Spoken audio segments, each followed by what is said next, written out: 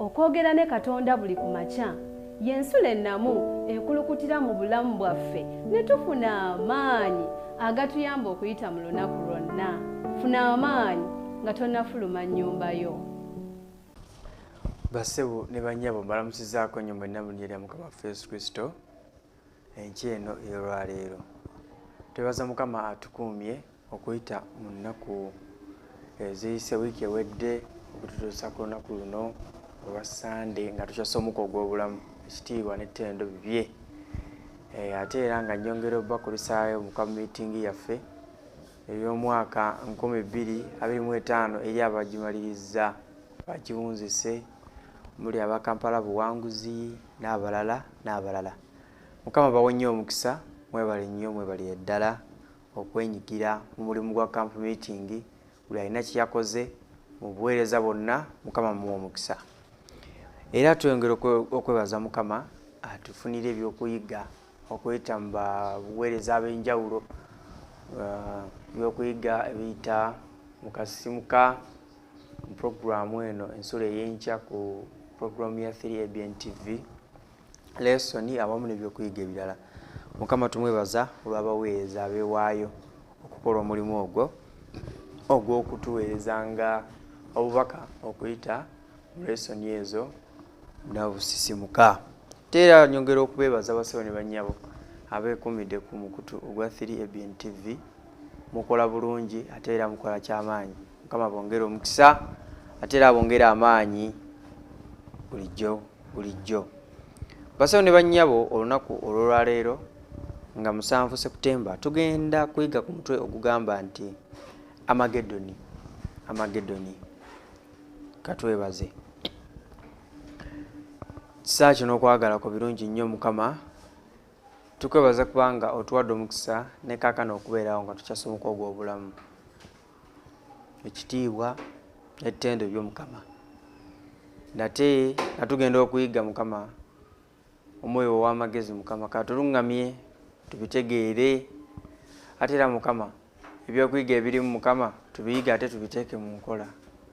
Okusaba kwange n'okwegayirira okuyita mu linnya eddungi erya Yesu Kristo Mukama waffe. Amiina.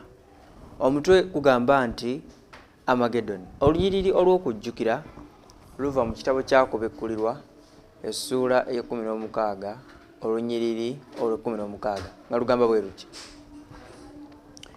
ne bakuŋŋaanyiza,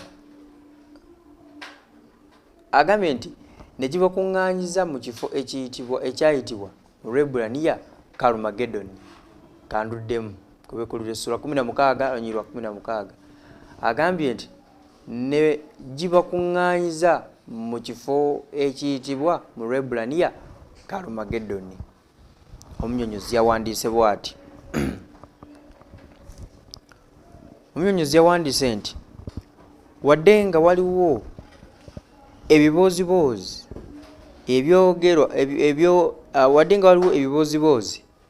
ebyogerwa ku Kalumagedoni, erinnya eryo likolebwa ebigambo bibiri ery'Olwebbulaniya, Hal ekitegeeza olusozi, ne Megido erinnya ery'ekibuga kya Isirayiri eky'edda. Wabula okufaanana nga ekibonyoobonyo eky'omukaaga bwe kitakwata ku mugga Fulaati ne Kalumagedoni, bwe kitategeeza kifo ekyetongodde, eyo y'entikko y'olutalo olunene wakati wa Kristo ne Setaani. Statement eno kanjiddemu. Agambye nti Megido erinnya ery'ekibuga kya Isirayiri eky'edda, wabula okufaanana nga ekibonyoobonyo eky'omukaaga bwe kitakwata ku mugga Fulaati ne Kalumagedoni, bwe kitategeeza ekifo ekyetongodde. N'agamba nti eyo y'entikko y'olutalo olunene wakati wa Katonda ne Setaani. Bassebo ne bannyabo, tusaanye tukimanye nti olutalo olunene ate era olutalo olukulu luli wakati w'abantu babiri, era abantu abo ye Katonda waffe ne Sitaani. Era olutalo luno okusingira ddala bonna banoonya ani anaasinzibwa, bonna balwana kusinzibwa, naye nga ani yalisinziddwa? Kubanga yadde entalo weziri nnyingi nnyo, Russia erwana ne Ukraine n'entalo endala nnyingi nnyo, naye bassebo ne bannyabo abatulaba ku programu eno ey'ensulo ey'enkya, nsaba mukitegeere nti olutalo olunene oluli mu nsi lwe lutalo wakati wa Katonda ne Setaani. Ye Setaani ne baddayimooni be nti abakuŋŋaanya bakabaka b'ensi zonna, so si bagenero n'abagabe, ko bikolwa 16 olw'e 14 agamba bw'ati, agamba nti kubanga gy'emizimu gy'abalubaale egikola obubonero egigenda eri bakabaka b'ensi zonna okubakuŋŋaanya eri olutalo olw'oku lunaku olukulu olwa Katonda omuyinza w'ebintu byonna. Obulimba bwa Sitaani tulabira ddala nga na wano bweyoleka, nti Sitaani abuzaabuza buli omu, abuzaabuza abakulembeze, abuzaabuza abaweereza.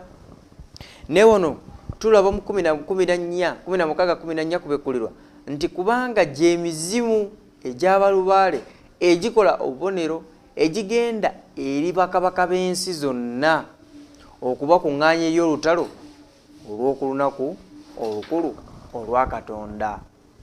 Basebo ne bannyabo, ku lunaku olukulu olwa Katonda ebitabo ne Bayibuli bitulaga nti Sitaani yeetegese naye okukola olutalo ku Katonda. Sitaani yeetegese okulwanagana ne Katonda butereevu. Era wano tulaba nga Sitaani akwata bakabaka b'ensi kubanga abafuzi bano b'amaanyi, naye agenda kubalowoozesa nti mu maanyi gaabwe basobola okulwana ne bawangula Katonda. Kalumagedoni kitegeeza olutalo olw'eddiini, so si lwa byabufuzi. Ekisanyusa okumpi ne Megido ng'odda ebukiikakkono weewali ekifo ekirala, agambye nti weewali ekifo ekirala, agambye nti weewali ekifo ekirala olusozi Kalumeeri ekikifaanana. Agambibwa ati nti Kalumagedoni kitegeeza olutalo lw'eddiini oba olw'enzikiriza, kubanga abantu mu nsi eddiini mwe basinzirira okukkiriza. For example, waliwo Abakatuliki, waliwo abafa Abadventisti, abalokole. Kakati buli kikolebwa mu kkanisa eyo oba kya butuukirivu oba si kya butuukirivu, abantu bagoberera nnyo ekyo. Naye tulaba nga waliwo olutalo olunene nga amadiini amalala gonna buli omu alwana okukakasa nga ye mutuufu.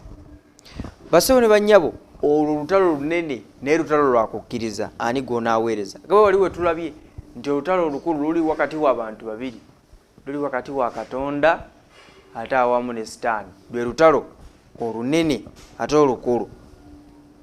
Basebo ne bannyabo, wano omunyonyoza tulaga nti olutalo luno si lwa byabufuzi, kubanga luno olutalo lw'ebyobufuzi mubeeramu okukwata ebissi, mubeeramu kaŋŋame nti mubeeramu ebyokulwanyisa eby'enjawulo, nga buli muntu ayagala kulya bukulembeze. Naye luno olutalo lwa nzikiriza. Mukama Katonda yawa omuntu eddembe okusalawo wawaana kiki kyanakkiriza, kiki kyabagoberera. Naye ate waatuwa eddembe ate ye kennyini n'atuwa n'okusalawo okulungi tumugobererenga tukwate n'ebiragiro bye.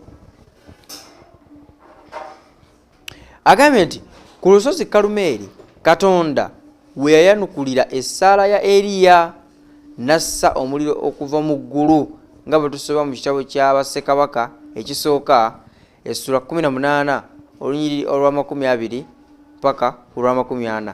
Lwaki olusozi Kalumeeri abaana ba Isirayiri kwe balonderawo ani gwe balina okusinza? A statement tebadde ya kibuuzo, abadde atugamba nti olusozi Kalumeeri lwali lusozi abaana ba Isirayiri kwe balonderawo ani gwe balina okusinza.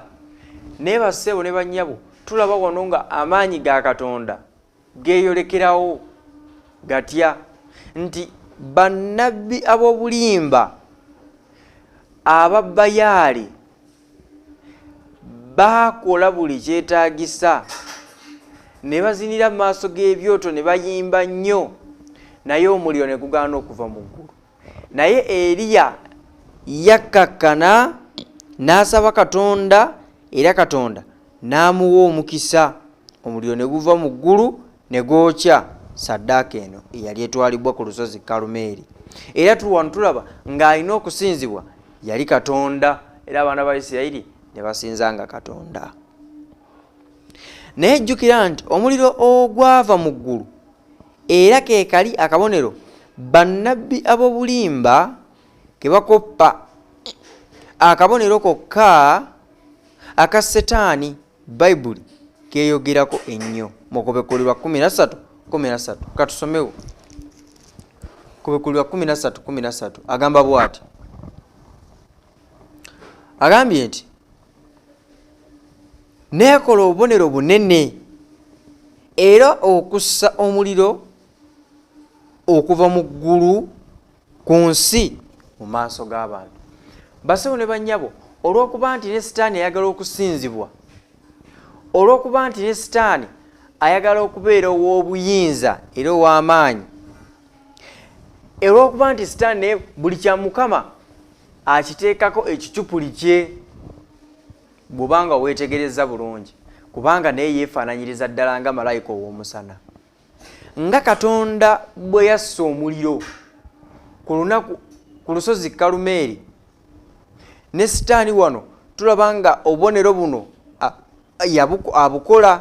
abukolera ddala nga 13 bwatugambe 13 kubikulirwa nti neekola obubonero bunene era okussa omuliro okuva mu ggulu ku nsi mu maaso g'abantu. Agambye nti abayivu abamu era balaba akakwate akali wakati wa Megido ne Miyodi, ekigambo ky'Olwebbulaniya ekitegeeza ekifo eky'okukuŋŋaaniramu.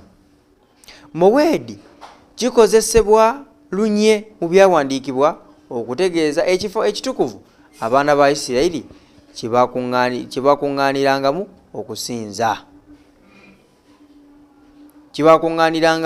okusinza. Agambye nti Mowedi kikozesebwa lunye mu byawandiikibwa ekitegeeza ekifo ekitukuvu abaana ba Isirayiri kwe bakuŋŋaanirangamu okusinza. Kivvuunulwa nga ekifo ki eky'okukuŋŋaanirangamu nga bwe tusoma mu kitabo kya Kukungubaga essula 2 olunyiriri olw'omukaaga. Bassebo ne bannyabo, wano tulaba nga Mowedi kyali kigambo ekikozesebwa, naye nga ekigambo kino kikozesebwa okulaga ekifo eky'okusinzizangamu. Kyali kiraga ekifo eky'okusinzizangamu abaana ba Isirayiri bano. Ayongedde okunnyonnyola bw'ati n'agamba nti oba weema ey'okusisinkanyirangamu Katonda waabwe, nga bwe tusoma mu kitabo kya Okuva essula 28 olunyiriri olwa 42. Okusinga ennyo twayiga nti entebe ya Katonda eri mu weema entukuvu. Entebe ya Katonda eri mu weema entukuvu. Era waliwo n'olunyiriri luno olutegeeza nga tulingiza mu biro bya Setaani bwe yali agwa mu kwonoona. Agamba nti n'oyogera mu mutima gwo nti ndirinnya mu ggulu, ndigulumiza entebe yange okusinga emunyenye za Katonda, era ndituula ku lusozi olw'ekibiina ku njuyi z'enkomerero ez'obukiika obwa kkono. Isaaya essula 14 olunyiri olw'13 bw'atyo bw'atutegeeza nti Setaani yeegulumiza. Setaani nga bwe tulaba nti olutalo nti luli wakati w'abantu babiri, ani anaasinzibwa?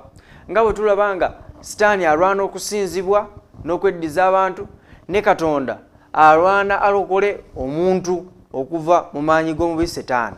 Kwabasewo ne bannyabo, ffe ku bwaffe mu bw'obuntu, mu maanyi gaffe ag'obuntu tetusobola kulwanyisa Setaani, naye ku bwa Mukama waffe Yesu Kristo bwe tumwesiga atulwanira. Naye wano tulaba nga Setaani yeegulumiza, tulaba nga yateekawo okwegulumiza okw'amaanyi, era wano ng'agamba nti ndirinnya ku lusozi lwa Katonda. Agambye nti ndirinnya mu ggulu, ndigulumiza entebe yange. Basewo ne bannyabo ago gaba malala, twewalenga nnyo amalala okusinga emunyenye za Katonda, era ndituula ku lusozi olw'ekibiina ku njuyi ez'enkomerero ez'obukiika obwa kkono. Agambye nti olusozi olw'ekibiina, agambye nti olusozi olw'ekibiina kino lutuzzaayo butereevu ku Kalumagedoni ng'olusozi olw'Emmegido.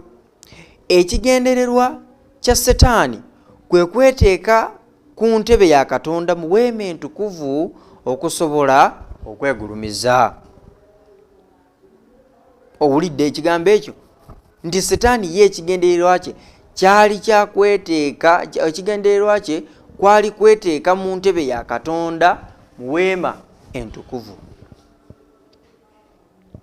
Agambye nti n'okutuula n'atuula mu yeekaalu ya Katonda nga yeeraga yekka nti ye Katonda. Ngeri tusoma mu kitabo ky'Abakolinso ekyokubiri, Basessalonike ekyokubiri essula 2 olunyiri olwokuna. Agambye nti agoba kutuuka bukiika obwa kkono, okulinnya okutuuka mu ggulu. Weetegereze akakwate akaliwo wakati w'ebyamagero bya nnabbi ow'obulimba n'ekyama Lusifa ky'aluubirira. Byombi byoleka Setaani okugezaako okubeera Katonda, y'ensonga lwaki Kalumagedoni akwata ku Setaani okwagala okwefuula Katonda. Agamba nti olutalo ng'era bulijjo lukwata ku kusinza. Basebo ne banyabo, nga bwe mbategeezezza nti luno olutalo luliwo olukulu ennyo, si lwa Russia na Ukraine. Olutalo luliwo si lwa mmundu, olutalo luliwo si lwa muntu ku muntu, wabula olutalo luliwo olunene luli ku nzikiriza, era ani gw'onaasinza. Nange muganda wange mwannyinaza andaba ekyene ey'olwaleero kwe kubuuza ekibuuzo nti ani gw'onaasinza.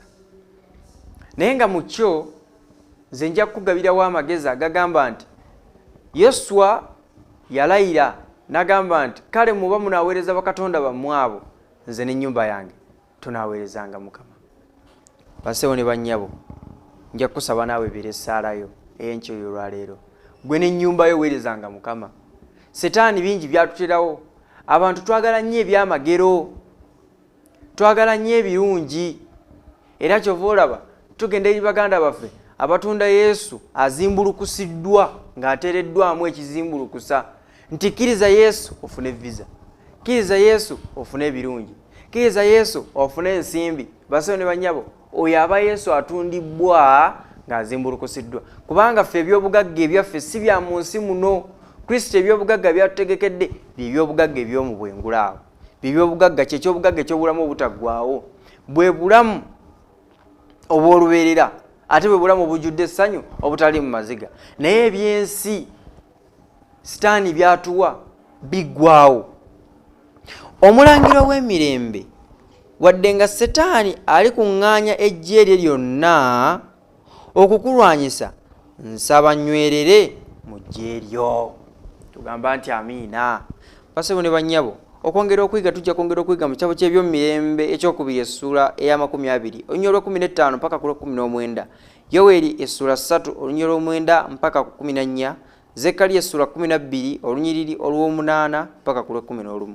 Basebo ne bannyabo, essala yange gye nkusabira muganda wange mwannyinaze nti yadde nga Sitaani ataddewo sukaali mungi mu nsi, bintu bingi nnyo ebituwoomera bye twandyetaaze mu bulamu bwaffe obw'ekikristaayo, gamba nga obeera mu kiseera nga ebyaddala weetaaga ensimbi.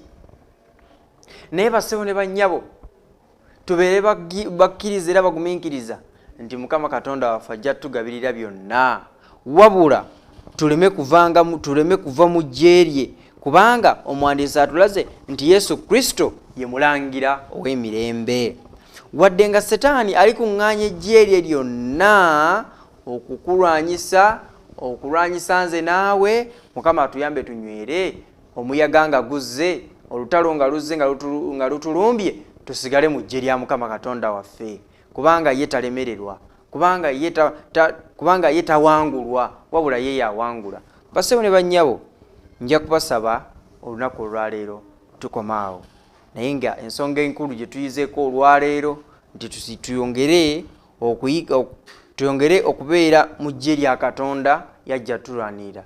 N'ensonga ey'okubiri gyesaba tutegeere nti olutalo olunene si lwe luno lwe tulabako. Olutalo olunene tuli mu kye bayita psychological warfare, nti tulaba ani ow'okusinzibwa nga ye Katonda ne Sitaani. Ludda ki lwoliko? Ani gwogenda okuweereza? Ani gwogenda okuvunnamira? Ani gwogenda okusinza?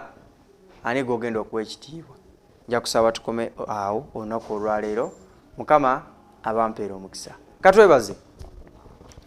Ogulumizibwe, otenderezebwe, oweebwe ekitiibwa Mukama Katonda waffe, kubanga osaanidde. Ekisa kyo nga kirungi Mukama okutubeezaawo nga tukyassa omukka ogw'obulamu. Weebale nnyo, weebalire ddala kubanga otukuumye. Emitego gy'omulabe Sitaani Mukama buli lukya ogituyisaamu n'emirembe n'otukuuma nga tukyassa omukka ogw'obulamu.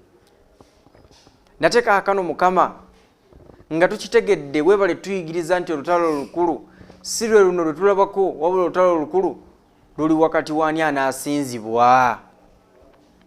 Era nga mu kyo Mukama tulaba nga Setaani alwana naye okutuula mu ntebe yo.